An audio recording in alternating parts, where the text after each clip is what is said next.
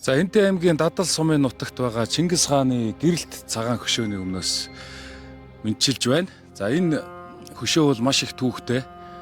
1962 онд буюу одоо социализмын үед Чингис хааныг бүр шүтгэн байтугай Чингис гэдэг нэрийг хэлэхэд хүртэл хориотой байсан. Чингистэй холбоотой бүх мэдээллийг, бүх зүйлийг хориглочихсон байсан тэр хүнд цаг үед энэ том хөшөөг байгуулж байсан.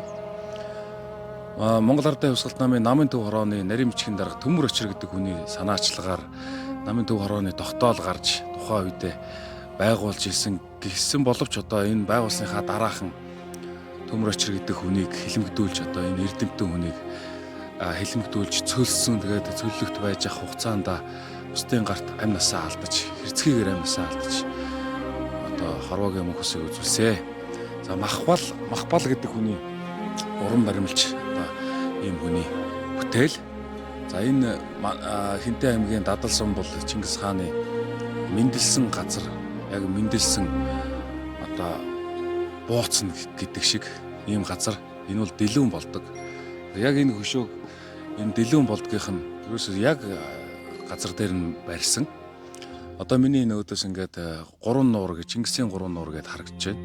Энэ 3 нуур бол яг дэлгүүн болдог юм аа гэдгийг одоо нэрт эрдэмтэн Бэрлэгбай, за түүний өмнө одоо Жамин гэж бас түүхч эрдэмтэн хүн.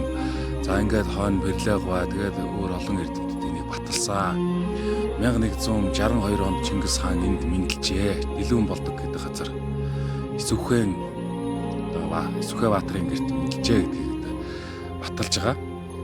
Тэгээд энэ хүүхдээ гэрэлт хөшөөг байгуулсан. За социализмын үед энэ хөшөөг бас эргээд одоо Оросын дарамт шахалт байсан бах эргээд буулгах юм шийдвэр гаргасан. За тэгээд энэ Дадал сумынхаа намын хорооны даргад Цэрэн Дорж гэдэг хүнд үүрэг даалгавар өгсөн. Тэгээд тухайн хүн нь одоо бас буулгаж чадахгүй байсан. Ард иргэд маш их эсэргүүцэж байсан.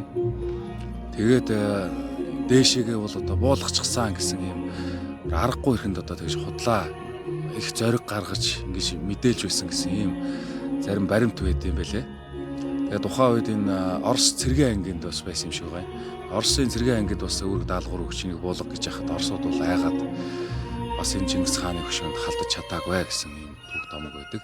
Энэ нутгийн иргэд, энэ Дадал сумын нутгийн иргэд бол энэ хөшөөг анх байгуулагдахад нь маш их үүрэг оролцсон. Тэр үед бүр 80 гарцсан нэг хөгшин хүртэл одоо нэрийн сайн санахгүй байна. Энэ том цагаан чулуунуудаас ингээд хүмүүсийн тал талаас авчирч яхад 80 гарсан хөшин хүртэл 3 км-ийн цаанаас энэ хөшөөг авчирч бас хувь нэмрээ оруулж ясан гэсэн түүх томог байд юм байна. Тэгээд тухайн үед энэ хөшөөг буулгах гэсэн шийдвэр гарч яхад бол буулгахгүйгээр авч үлдсэн. Хамгаалж авч үлдсэн. Одоо ингээд энэ хөшөө Чингис хаантай холбоотой хамгийн анхны байгуулагдсан хөшөө Монголын нутагт байгаа. За үүнээс хойш бол Чингис хаантай холбоотой хөшөө дурсгалууд олон бий. За Монголоос гадна энэ өвөр Монгол өөр орнуудад ч одоо Чингис хааны хөшөөнүүд байгаа. Гэхдээ энэ хөшөө бол одоо бусдаасаа онцгой. Ягаад тэгэхээр маш хүнд цаг үед, түүхэн цаг үед туулж давж гарч ирсэн. Одоо хүртэл ингээд сүндэрлээд байж байгаа ийм сайхан түүх домогтой ийм сайхан хөшөө байна. Тэгээд яг төрсэн газар. За одоо энэ Дадал суманд Чингис хаан болон Монголын нууц товчоонд гардаг газар усны нэрнүүд бүгд байж байгаа. За Монголын нууц товчоон дээр жишээ нь Добоо мөргөн, Дуваа сохор, Түнхлэг горхины тийшээ Иргэн айсуу гэдэг ингээл ярьж идэг. Тэр Түнхлэг горхин энэ хүнд байна.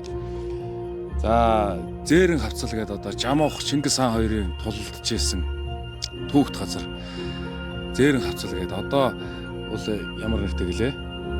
Арай жоох өөр нэртэй болчихсон юм байна. За тэгээд Тугийн аваа гэж байна.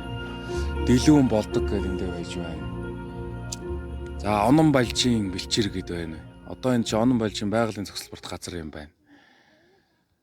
Тэгээ ингээд аялаад явж байна. Бэндэр сум, Дадал сум. Тэгэл одоо энэ Бурхан халдуун гэл ингээд энэ Хинтээ аймагт бол одоо их Монгол улсын үетэй холбогдох сайхан түүх дурсгалын газрууд олон байна. Тэгээд энэний нэг нь болох энэ Чингис хааны гэрэлт хөшөөнийхөө дэргэд мэдээлэл хүргэлээ.